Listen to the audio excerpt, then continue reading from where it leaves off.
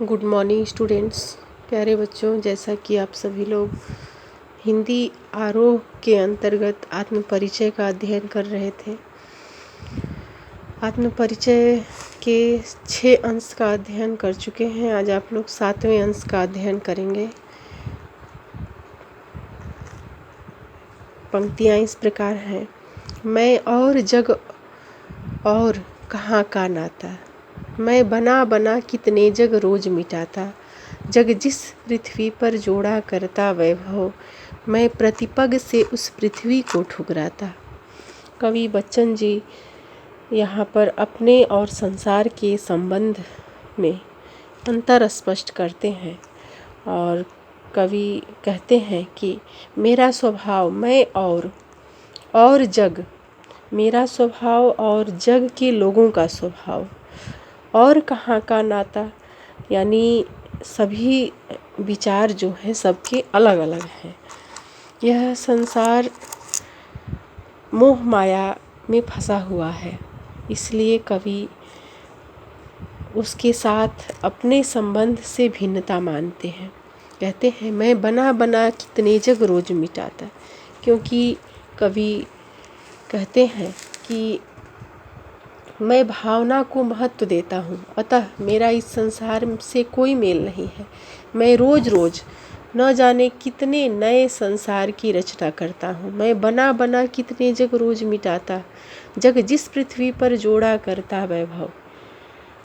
कहते हैं कि मैं आशय यह है कि मैं रोज एक आदर्श समाज की कल्पना करता हूँ, परंतु उस कल्पना को साकार न होते देखकर मैं उसे मिटा डालता हूँ।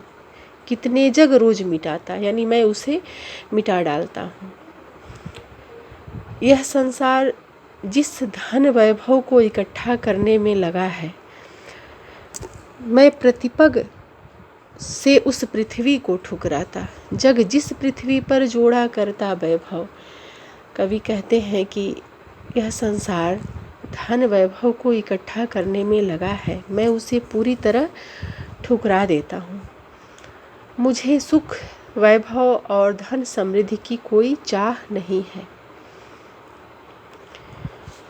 अन्य सांसारिक प्राणियों के समान धन वैभव के संग्रह के पीछे मैं पागल नहीं हूँ। वह सामान्य भाग दौड़ से परे हैं।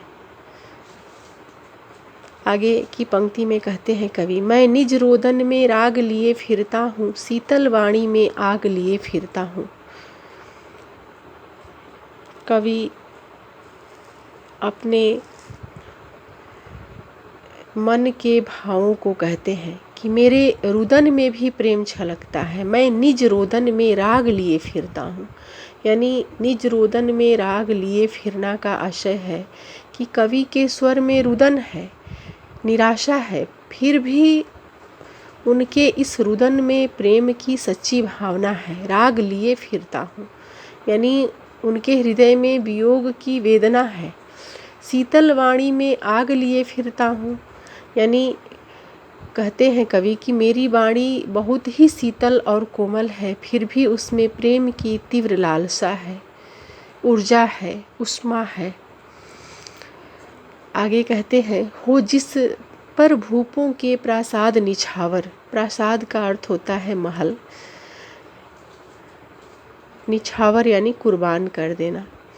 मैं वह खंडहर का भाग लिए फिरता हूँ। कहते हैं कि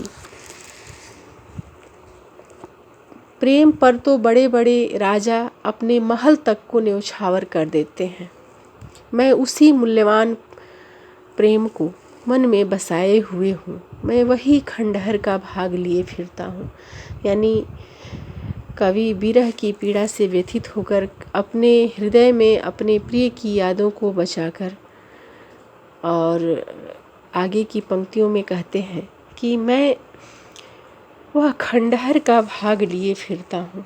यानी कवि अपनी संतुष्टि, दया, प्रेम रूपी टूटे फूटे मकान के अंश के लिए, विशाल भवन के लिए, अर्थात धन वैभव सभी को न्यौछावर कर देते हैं।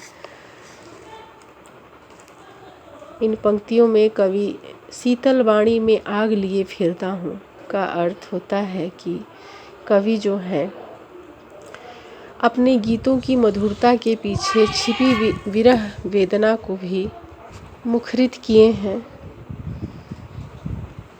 श्रृंगार रस की उन्मुक्त अभिव्यक्ति हुई है। धन्यवाद।